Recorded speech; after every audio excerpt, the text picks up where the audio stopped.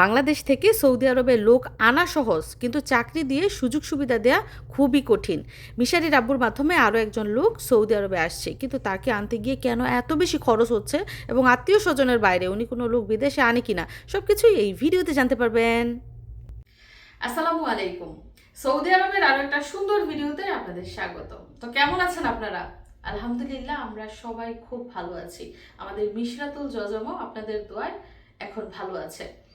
তো আপনারা অনেকেই জানেন, এরই মধ্যে মিশারির আব্বুর মাধ্যমে আমাদের আত্মীয় স্বজন অনেকেই সৌদি আরব এসেছে, ভালো চাকরিও করছে। এখন আবার অনেকের প্রশ্ন যে আত্মীয় স্বজনের বাইরে অন্য কাউকে বিদেশ নিয়ে আসে কিনা। আত্মীয় স্বজনের বাইরে ওনার যে বন্ধু বান্ধব আছে তাদের আত্মীয় স্বজনকে নিয়ে আসে, মানে অনেক রিকোয়েস্ট করলে। এটা তার প্রফেশন না। বাংলাদেশ থেকে রেগুলার লোক আনা, রেগুলার চাকরি দেওয়া, এটা কিন্তু ওনার প্রফেশন না। তারপরেও অনেকের রিকোয়েস্টে উনি লোকজন নিয়ে আসে। তো সেই সুবাদে আরও একজন সৌদি আরবে আসছে চাকরি করার জন্য মিশারির আব্বুর মাধ্যমে, এবং তারই আজকে টিকিট কাটা হবে। কিন্তু মিশারির আব্বু খুবই নারাজ। বাংলাদেশ থেকে সৌদি আরবে লোক আনছে, কিন্তু আনতে গিয়ে কেন নারাজ, সেটাই আজকে আপনারা জানতে পারবেন। তো রান্না বান্নার সময় হয়ে গেছে। আজকে কি রান্না করছি চলুন আপনাদেরকে দেখাই। এগুলো হচ্ছে ফুলকপি, এখানে হচ্ছে লাউয়ের ডগা, এদিকটা হচ্ছে পেঁয়াজ, টমেটো আর ধনেপাতা। এই লাউয়ের ডগার কিন্তু আজকে শাক রান্না করব না, আজকে সরাসরি রান্না করব ঝোলের তরকারি। এইখানে দেখুন কই মাছ, ট্যাংরা মাছ, পুঁটি মাছ, এগুলো বাংলাদেশ থেকে এনেছি, এগুলো ভিজিয়েছি। এই কই মাছ দিয়ে রান্না করব লাউয়ের ডগা।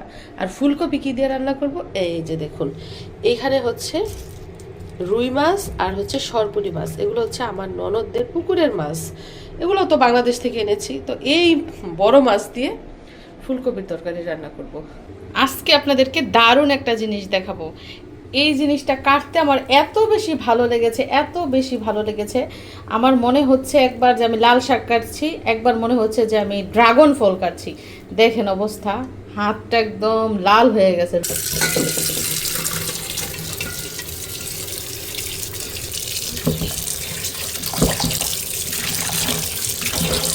লাল শাক থেকেও করা, শুধু রংগুলা যায়।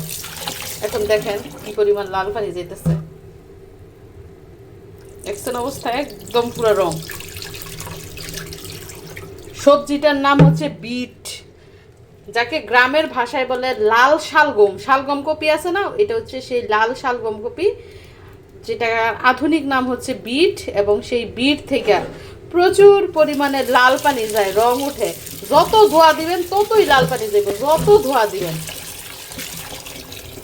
এবং এটা রান্না করার পরেও সেই লাল কালারই হয়। আপনাদেরকে দেখাবো আমি রান্না করার পর কেমন হয়, সেটাও দেখাবো। দেখেছেন অবস্থা, খুব মজা লাগছে। এই সবজিটা আজকে কেটে রান্না করতেও মজা লাগবে, আশা করি খেতেও মজা লাগবে। এদিক দিয়ে আজকেও আবদুল্লাহর মিশারি পার্কে যাবে। একদম আবদুল্লাহ প্যাকেট হয়ে আসছে আজকে, কারণ বাইরে প্রচুর বাতাস এবং ঠান্ডা বাতাস। মিশরাতকেও প্যাকেট করে রাখছি, মিশারিকেও প্যাকেট করে রাখছি। তাড়াতাড়ি আসা পরে কিন্তু রাইট করো না। আচ্ছা আচ্ছা, পুরো আমার মিশরাতুল জজম একা হয়ে গেছে, কেউ এখনো ডিউটি থেকে আসে নাই। সবাই আমরা অসুস্থ, সবাই ঠান্ডা জ্বর কাশি সবার। তো মাছ ভাজি করা শেষ, আর এই পাশটায় দেখুন ভাত রান্না করছি। ভাতও হয়ে গেছে, একটু পরে মার গেলে নিব। এই যে ফুলকপি রান্না করব। বরাবরই ফুলকপি আমার খুবই পছন্দের সবজি। তবে দুঃখের বিষয় কি জানেন, শীতের সিজন গেল, একদিনও মূলা খাইলাম না।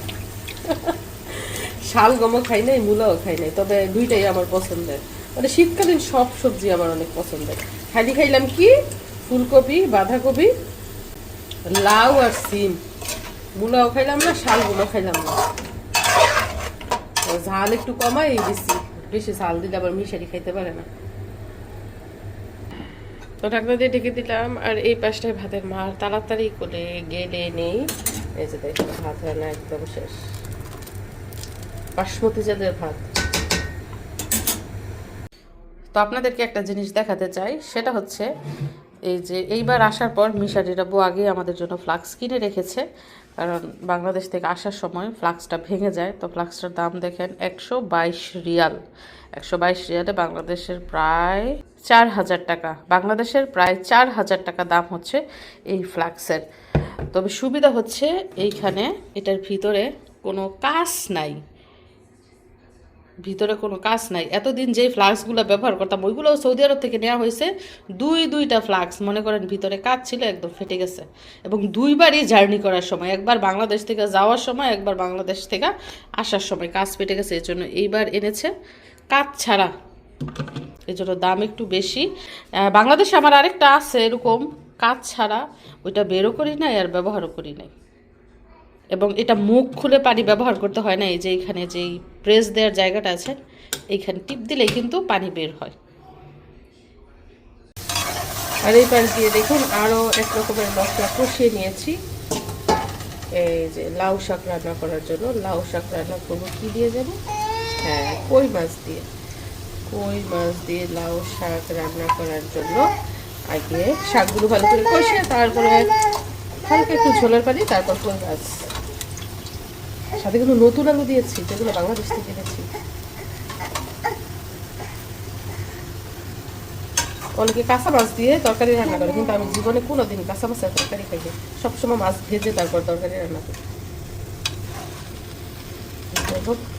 শাকগুলা সিদ্ধ হয়ে কমবে, তারপর এর মধ্যে ঝোলের পানি দিয়ে দেবো।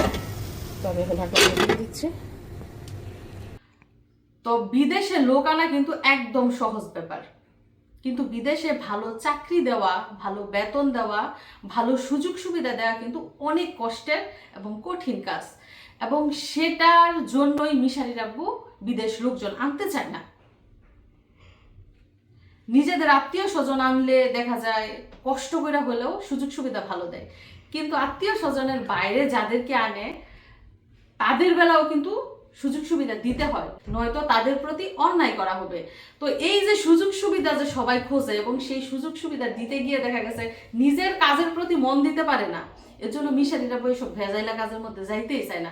ওনার কথা হইলো উনি রিল্যাক্সে থাকবে, এজন্য লোক আনে না। উনি যদি চাইতো মনে করেন মাসে 30-40 জন লোক আনতে পারতো, এত লোক ওনাকে নক করে বিদেশ আনার জন্য, কিন্তু উনি এগুলা করে না। শুধুমাত্র আমাদের আত্মীয় স্বজনের মধ্যে যারা আছে, যারা আমাদের পরিচিত বিশ্বস্ত, তাদেরকেই আনে। এবং ওনার যারা বন্ধু বান্ধব আছে ওদের যারা বিশ্বস্ত তাদের নিয়ে আসে এবং তাদেরকে একদম চাকরি দিয়ে ফুল ফ্যাসিলিটি দেয়। এটা হচ্ছে ওনার দায়িত্ব। মানে ওনার কথা হচ্ছে আমি একজন লোককে আনবো মানে তার পুরা ফ্যাসিলিটি দিব। তো সেই সুবাদে আরো একজনকে আনা হচ্ছে। এবার যাকে আনা হচ্ছে সেটা আমার রিকোয়েস্টে আনা হচ্ছে। তো কে আসছে, কবে আসছে, কিভাবে আসছে, সেগুলো ইনশাল্লাহ আপনারা পর্যায়ক্রমে জানতে পারবেন। তো ভাজি করার সময় দেখেন কালারটা সেই একই রকম। এই যে 4-5টা ধোয়া দিলাম, এতগুলা রং গেল, তারপরেও কিন্তু কালার একটুও চেঞ্জ হয় না, যেমন তেমনই। তো পেঁয়াজ, মরিচ, তেল আর লবণ দিয়ে সাধারণভাবেই কিন্তু ভাজি করছি, যেটাকে বলে সাদা ভাজি, যদিও হয়ে যাচ্ছে লাল ভাজি। দুই পাশ দিয়ে ফুলকপি কষিয়ে ঝোলের পানি দিয়ে সাথে কিন্তু মাছও দিয়ে দিয়েছি। এখন এর মধ্যে দিব ধনে পাতা। এগুলো হচ্ছে সৌদি আরবের ধনে পাতা, তত বেশি গ্রান নাই। তো রান্না কিন্তু প্রায় শেষ পর্যায়ে। এই যে আমাদের মিশরাত কিন্তু তার মামার সাথে একদম মিশে গেছে। এই যে মামার ফ্যান হয়ে গেছে, ফ্যান হয়ে গেছে, আর কাউকে লাগবে না। হ্যাঁ, বাইকও ভুলে যাইব এখন। আমার ফিটু ফিটু খাইতে না, ওয়াও। আচ্ছা আচ্ছা আচ্ছা আচ্ছা আচ্ছা, কাম কাম কাম।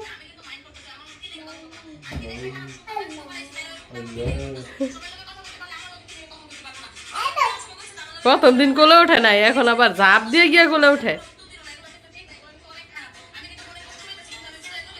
আসো আসো আসো, খাইয়া পরে খাইয়া। তো এই যে দেখেন অবশেষে রান্না হলো লাল ভাজি, মানে বিট ভাজি রান্না করে ফেললাম।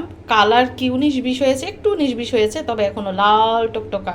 আমার মনে হয় ভাত দিয়ে খাওয়ার সময় ভাতও লাল হয়ে যাবে, সেম সেম লাল শাকের মতো। তো এটার গ্রান হচ্ছে লাল শাকের মতো, এবং একটু মুখে দিয়েছিলাম, মিষ্টি মিষ্টি লাগে। রান্না বান্না শেষ, দেখেন ভাত রান্না করেছি। এই পাশটায় তো আগেই দেখেছেন ফুলকপি, রুই মাছ দিয়ে ফুলকপি রান্না করেছি। আর এইখানে যে কই মাছ রান্না করেছি, কই মাছ দিয়ে লাউয়ের ডগা রান্না করেছি। এছাড়াও গতকালের তরকারি রয়ে গেছে, প্রতিদিনই আগের দিনের তরকারি রয়ে যায়। তো এদিক দিয়ে দেখেন স্পেশাল ভাজি, সেই লাল ভাজি মিশারিকে আগে খেতে দিয়েছি। আমার আব্বাজান বলবো খেয়ে টেস্ট কেমন আর কোন সবজির মতো লাগে। মিশারি কিন্তু জীবনের প্রথম খাচ্ছে। মিষ্টি কুমড়া কেন বললাম মিষ্টি কুমড়া সেটা বলো। টেস্ট পুরো মিষ্টি কুমড়া। আমি একটু টেস্ট করেছিলাম, আপনাদেরকে যে বলেছি যে একটু মিষ্টি মিষ্টি লাগে, তো মিশারি বলতেছে মিষ্টি কুমড়া। ঠিক আছে, কালারটা হচ্ছে লাল শাকের মতো আর টেস্ট হচ্ছে মিষ্টি কুমড়ার মতো। তো আজকে কি রান্না করেছি সেটা তো আপনারা দেখেছেনই। এই যে বিট ভাজি রান্না করেছি, তো সবাই খেয়েছে। খেয়ে কেউ বলতেছে মিষ্টি কুমড়ার মতো লাগে, কেউ বলতেছে লাল শাকের মতো লাগে, কেউ বলতেছে অনেক মজা হয়েছে। তো আমি খেয়ে দেখি কেমন হয়েছে। বিসমিল্লাহ।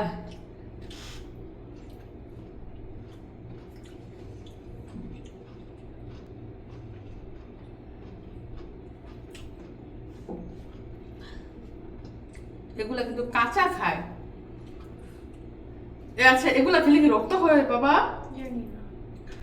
আগে ছোটবেলা যখন আমরা লাল শাক খেতে চাইতাম না, তখন আমার মায়ের বলতো লাল শাক খাইলে রক্ত হয়, কারণ এটার কালার হয়েছে লাল। এখন আমি বলতাছি এটার কালার যে লাল, এটা খেলে কি রক্ত হয়? আপনারা কমেন্ট করে জানান।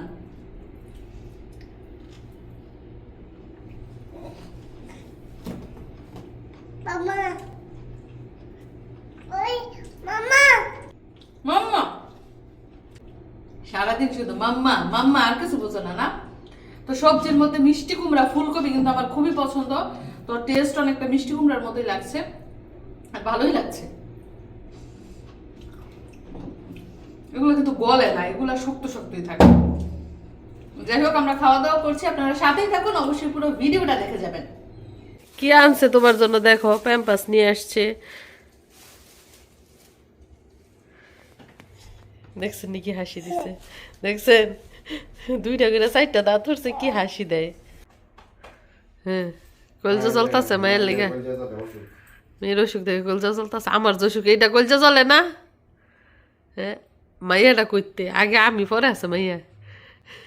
বাচ্চা মানুষ বলতে পারে না কিছু, বলতে পারে না, দেখছো বলতে পারে না, বলতে পারে না, এত কষ্টটা বলতে পারে না কারো কাছে।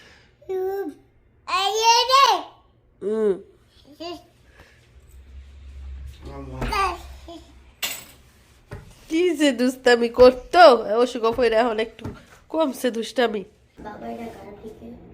তোর মাকে জিজ্ঞেস কর কাকে কি আছে আর আসার?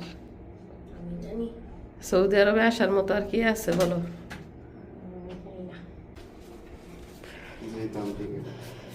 টিকিটের তো দাম থাকবই গো। বাংলাদেশ এয়ারলাইন্সের ডিরেক্ট ফ্লাইট, এই জন্য টিকিটের দাম অনেক বেশি পড়ছে। তো মিশারির আব্বু কিন্তু কোনো আত্মীয় স্বজন কিংবা পরিচিত মানুষদের আনতে নারাজ। কি কারণে তুমি আত্মীয় স্বজন আর পরিচিত মানুষদের বিদেশ আনতে চাও না বলো? এগুলো ঝামেলা আছে অনেক। কি কি চাকরি দেওয়া ঝামেলা না বিদেশ আনা ঝামেলা? সব ক্ষেত্রে আনা চাকরি। বিদেশ আসার পরেও কিন্তু অনেক খরচপাতি লাগে, কিন্তু আত্মীয় স্বজন পাবে কিছুই লাগে না। সব তো যায় নিজের পকেট থেকে, আত্মীয় স্বজন কিভাবে বুঝবো? তো যাই হোক, আরও একটা আত্মীয়কে বিদেশ আনতেছি, আত্মীয় ধরছে, নিয়ে দিতেই হইব, কি আর করার, মানা করতে পারি নাই। এবং 1 মাস পরে তাদেরকে ইয়েস বলছি যে ঠিক আছে আনবো। তো মিশারির আব্বু 1 মাসের ভিতরে তাকেও আনার ব্যবস্থা করেছে। এই যে টিকিট হাতে পেয়েছি, ওরা বাংলাদেশে অলরেডি কাগজপত্র যা আছে সব হাতে পেয়ে গেছে। এবং ফ্লাইট কতদিন পরে? 10 দিন পরে ফ্লাইট, ডিরেক্ট বিমান বাংলাদেশ এয়ারলাইন্সের। টিকিটের দাম প্রায় 1 লক্ষ টাকা। মিশারি পাঠাইনি এখন। মিশারি কি মনে হয় আত্মীয় স্বজন বিদেশ আনা ঠিক আছে? বলে শোনো, আত্মীয় স্বজন বিদেশ আনলে কি হয় জানো নি? ভালো হইলে বলে আল্লাহ করছে, আর যদি একটু খারাপ হয় তাহলে বলে যে নিছে তার দোষ। এজন্য আত্মীয় স্বজন আনা ঠিক না। দূরের মানুষ অনেক ভালো। যাই হোক, আরো একটা আত্মীয় আইনা দিতেছি, তাদেরও মনের আশা পূর্ণ হোক। আমাদের কাজই তো মানুষের উপকার করা, না মিশারি? বিনিময়ে কিন্তু কোনো ফয়দা নাই, কোনো ফয়দা নাই। এই যে এক আত্মীয় স্বজন আনতাছি, কোনো ফয়দা নাই। তো 3 দিন ধরে মিশারির আব্বু অপেক্ষা করতেছে যে দেখি টিকেটের দাম কমেনি। হায় রে আল্লাহ রে, দাম তো কমে না। লাস্টে 1 লাখ টাকা দিয়েই টিকিট নিতে হয়েছে। আল্লাহ, আত্মীয় স্বজনের মন রাখতে গেলে অনেক সময় অনেক কিছু স্যাক্রিফাইস করতে হয়, কিন্তু পরবর্তীতে দেখা গেছে ভুলে যায় না। যাই হোক, আল্লাহ ভরসা। আর একজন আইনা দিবি দেশ, তার উপকার হোক। কে আসছে গো? কে? ইকরামণি এসে পড়ছে। এই তোমরা দেখি আজকে সেম সেম ড্রেস পরছো, মিশরাতের সাথে মিলে গেছে। ইকরা আজকে পার্কে গেছিলা? আহা, এই বাতাসের মধ্যে পার্কে গেছো? আমরা তো ঘর থেকে বেরই হই না বাতাসের জন্য। কি দিয়া খাও? মুখ দিয়া। মুখ দিয়ে খাও, আমিও তো দেখতে পাইতাছি। এগুলা কি খাবার খাচ্ছ? নিজেও জানি না। মজা হয় নাই? মজা হয় নাই গো?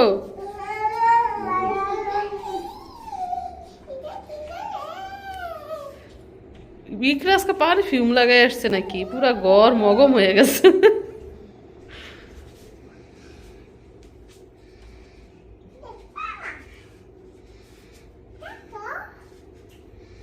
মিশরাত কোনো বাচ্চা মানুষ দেখলে কি করে জানেনি, শুধু পিছন পিছন ঘুরবো আর তার ভাবভঙ্গি বুঝবো যে সে আসলে কেমন কোয়ালিটির, কেমন মানুষ, আচার আচরণ কেমন একটু বুঝবো।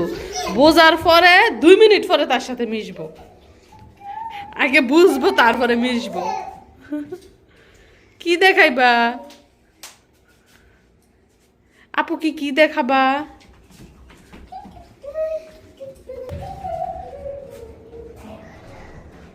যেই ঘরে বাচ্চা আছে সেই ঘর বড়সড় না হইলে কিন্তু বাচ্চাদের সুবিধা হয় না, খেলাধুলা করতে পারে না, দৌড়াইতে পারে না।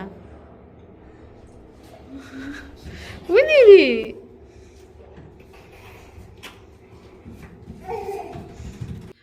তো আল্লাহর কাছে এটাই শুকরিয়া জানাই, মানুষকে কথা দিয়ে কথা রাখতে পেরেছি। যাকেই বিদেশ নিয়ে আসছে তার লাইফ সেট করে দিচ্ছে, হোক সে আমাদের নিজেদের আপন মানুষ, হোক সে আত্মীয় কিংবা বন্ধু বান্ধবের আত্মীয়। তো এখন দেশের পরিস্থিতি ভালো না, বিমানের পরিস্থিতি ভালো না, বিমানের টিকেটের দাম অনেক বেশি, তারপরও একদম ডিরেক্ট ফ্লাইটে বাংলাদেশ এয়ারলাইন্সে করে আমাদের লোকজন নিয়ে আসছে। তো মিশারির আব্বুর মনটা এমনি তো অনেক বড়, সে লাভের আশা করে না। যে একটা লোককে যদি ডিরেক্ট ফ্লাইটে নিয়ে আসে তাহলে টাকা বেশি লাগবে, ওনার লস হবে, এবং যদি লোকালে নিয়ে আসে তাহলে টাকা কম লাগবে, ওনার লাভ হবে। তো এগুলার কথা উনি চিন্তা করে না, উনি চিন্তা করে ওনার মান সম্মানের। একটা লোককে যে নিয়ে আসতেছে, ওরা যাতে সব সময় বড় মুখে বলতে পারে যে না, যে ওনার মাধ্যমে এসে আমাদের আসতে যেমন সুবিধা হয়েছে, চাকরি করতেও সুবিধা হচ্ছে। তো এটাই হচ্ছে অবস্থা। আপনারা সবাই ভালো থাকবেন এবং আমাদের জন্য দোয়া করবেন। আর কে আসছে সেটা হচ্ছে একটা সারপ্রাইজ। ভালো থাকবেন সবাই। আল্লাহ হাফেজ।